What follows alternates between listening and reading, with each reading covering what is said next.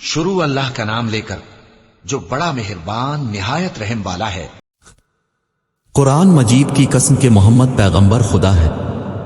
लेकिन इन लोगों ने ताज्जुब किया कि उन्हीं में से एक हिदायत करने वाला उनके पास आया तो काफिर कहने लगे कि ये बात तो बड़ी अजीब है। भला जब हम मर गए और मिट्टी हो गए तो फिर जिंदा होंगे? ये जिंदा होना अक्ल से बईद है।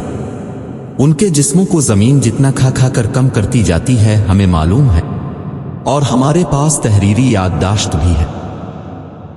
बल्कि अजीब बात यह है कि जब उनके पास दीन हक आ पहुंचा तो उन्होंने इसको झूठ समझा। सो ये एक उलझी हुई बात में पड़ रहे हैं। क्या उन्होंने अपने ऊपर आसमान की तरफ निगाह नहीं की कि हमने इसको क्यों कर बनाया और क्यों कर सजाया और इसमें कहीं शिगाफ तक नहीं?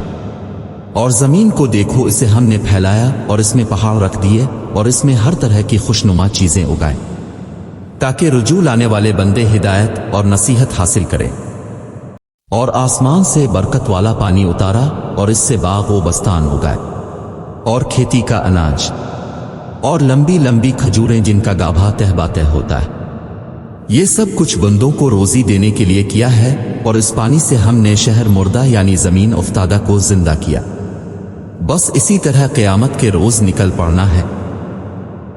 इनसे पहले नूह की कौम और कुनमे वाले और समूद झुटला चुके हैं, और आद और फिरौन और लूत के भाई और बन के रहने वाले और ताबुआ की कौम। गरज इन सब ने पैगंबरों को झुटलाया तो हमारा अजाब भी पूरा होकर रहा। क्या हम पहली बार पैदा करके थक गए हैं? नहीं, बल्कि ये असरेनों पैदा करने में शक में पड़े हुए हैं।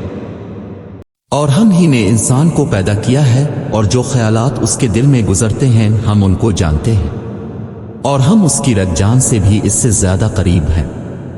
जब वो कोई काम करता है तो दो लिखने वाले जो दाएं बाएं बैठे हैं लिख लेते हैं। कोई बात इसकी जबान पर नहीं आती मगर एक निगहबान उसके पास तैयार रहता है। और मौत की बेहोशी हकीकत खोलने को तारी हो गई। ये इंसान यही वो हालत है जिससे तो भागता था, और सूर फूंका जाएगा। यही अजाब के वईद का दिन है, और हर शख्स हमारे सामने आएगा।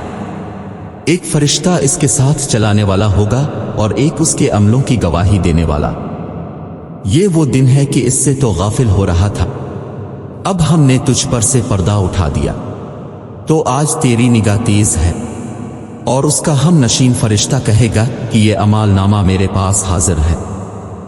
हुक्म होगा कि हर सरकश नाशुक्रे को दोज़ख में डाल दो, जो माल में बुखल करने वाला, हद से बढ़ने वाला, शुबह निकालने वाला था, जिसने खुदा के साथ और माबूद मुकर्रर कर रखे थे, तो इसको सख्त अजाब में डाल दो।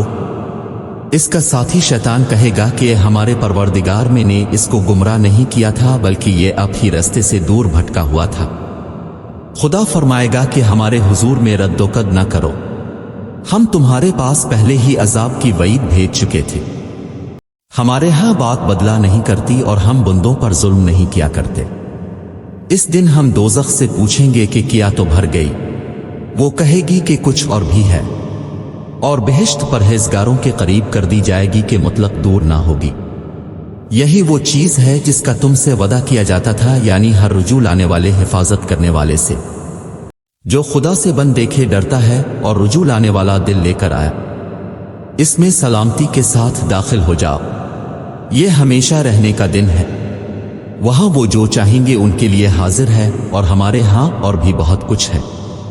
और हमने उनसे पहले कई उम्मतें हलाक कर डाले, वो उनसे कुव्वत में कहीं बढ़कर थे। वो शहरों में गश्त करने लगे, क्या कहीं भागने की जगह है?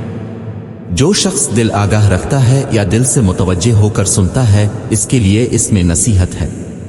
और हमने आसमानों और जमीन को और जो मखलूकात उनमें है सबको 6 दिन में बना दिया, और हमको जरा तकान नहीं हुई।